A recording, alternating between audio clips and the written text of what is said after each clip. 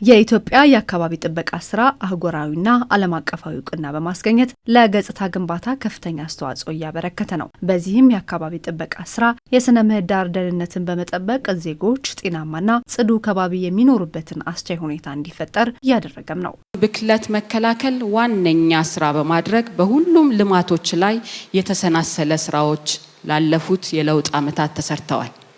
እነዚህ ስራዎች በአካባቢ ብክለት እያስከተሉ የሚገኙ ችግሮችን ነቅሶ በማውጣት አንደኛ የህግ ማሻሻያዎች እንዲደረጉ ተደርገዋል።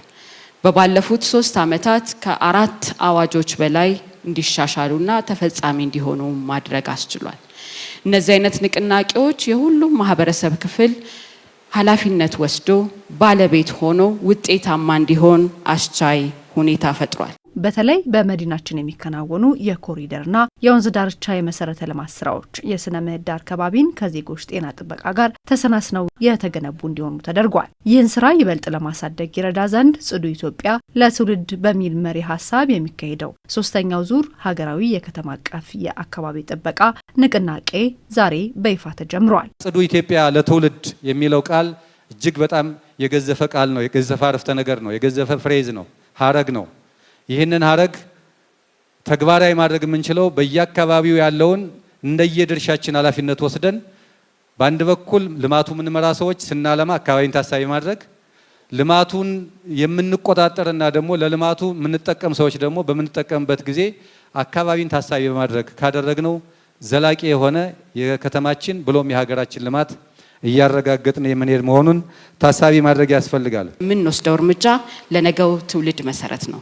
ስለዚህ ጽዱ ኢትዮጵያ ለትውልድ የሚለው መሪ ቃል የዕለት ተዕለት ተግባራችን በማድረግ ጽዱ፣ አረንጓዴ፣ ጤናማና ዘላቂ ኢትዮጵያ በጋራ እንገንባ። አገልግሎት ሰጪ ተቋማት አካባቢና ህብረተሰቡ ሳይበክሉ የአካባቢን ስታንዳርድ ጠብቀው ስራቸውን እንዲሰሩ ሰፋፊ የክትትልና የቁጥጥር ስራዎች ተሰርተዋል።